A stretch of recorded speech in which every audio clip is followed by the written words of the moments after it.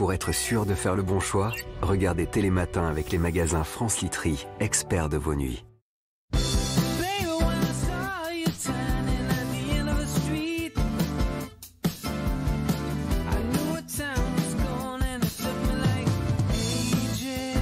Bonjour Olivia. Bonjour, Merci Laurent. de danser sur ces quelques notes de musique. Joyeux, oui, c'est joyeux. Et puis, on est heureux ce matin parce que vous avez décidé de rendre hommage, j'allais dire, aux femmes courageuses, aux femmes engagées, à celles qui méritent effectivement quelques ouvrages. Et on commence avec le fameux journal d'Anne Frank, voilà, parce qu'il y a une réédition un peu particulière. Voilà, c'est un anniversaire.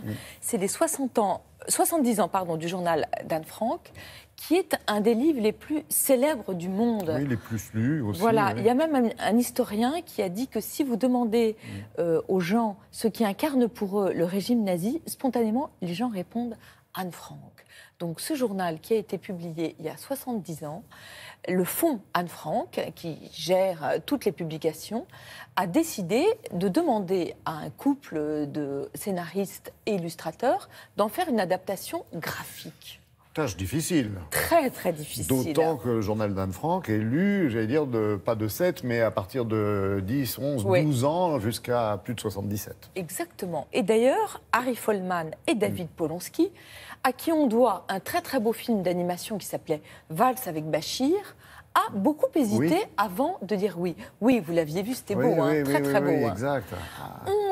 On leur demande, et d'abord, ils se rendent compte que s'ils doivent adapter littéralement toutes les lettres d'Anne Frank à son journal, ils en ont pour 10 ans de travail et pour 3500 pages. D'accord. Donc, ils se disent, on va condenser sans trahir, avec l'idée qu'aujourd'hui, les jeunes générations, elles sont tellement happées par les écrans qu'elles ont plus de difficultés à lire, et donc ils se disent qu'il vaut mieux effectivement réduire. Donc, c'est pas un sacrilège. Ce n'est pas un sacrilège, et c'est même une très bonne nouvelle, parce que je trouve que par le dessin, tout d'un coup, Anne Frank, dont on connaît l'image, mais qui est un peu hiératisée, et bien tout d'un coup, elle redevient vivante. Ça, c'est cette adaptation qui apporte ça, selon vous ? Oui, tout à fait. Et elle redevient une adolescente de 13 ans. Ce qui est très beau dans cette histoire, donc Anne Frank, elle est née en 1929 en Allemagne. On la découvre, elle commence le journal pour son anniversaire de 13 ans. Elle reçoit un petit cahier et elle décide d'appeler ce cahier Kitty. Et Kitty devient sa meilleure amie.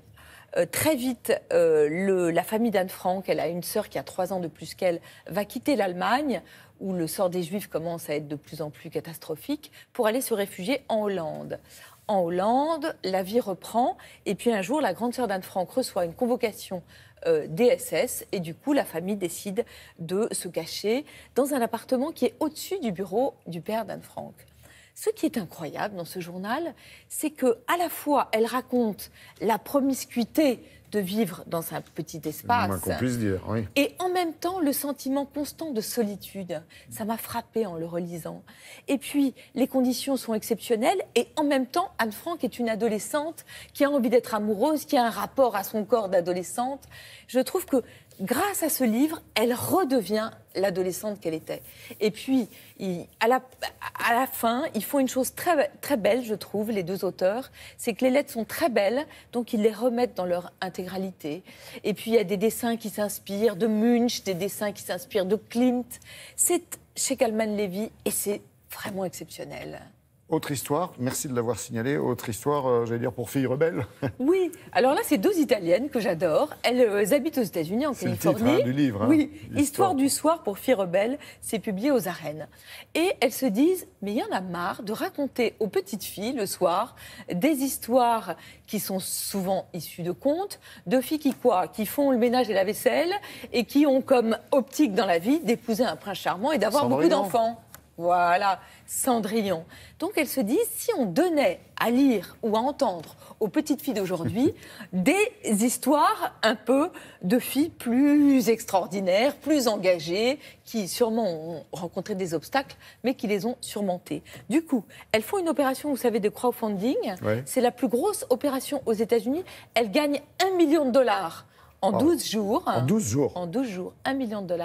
Elle demande du coup aux 60 plus grandes illustratrices américaines d'illustrer chacun une histoire. Et voici 100 destins de femmes extraordinaires. Alors, il y a de tout. Vous avez aussi bien... C'est rigolo, parce que c'est vrai, ça fait un peu conte de fées, oui, hein, la calligraphie, mais les vous avez dessins. aussi bien Coco Chanel, Frida Kahlo, Eva Perón, Ah, quand même. Hélène Keller. Hélène Keller, ce que je ne savais pas, parce qu'on connaît tous l'histoire d'Hélène Keller, sourde, muette, aveugle, mais qui, après, apprend le latin, le grec, l'allemand, le français, et qui devient militante pour les droits des handicapés. Vous avez une que j'adore, qui est ma préférée, qui s'appelle Nellie Bly, qui est la première journaliste d'investigation. En 1864, un jour, elle voit un article dans un journal qui la scandalise. Elle écrit au patron, elle devient journaliste elle-même. Merci Olivia. Alors donc, je résume, Histoire du soir pour filles rebelles, et puis donc le journal d'Anne Frank, en version graphique chez Calman Levy. Merci beaucoup.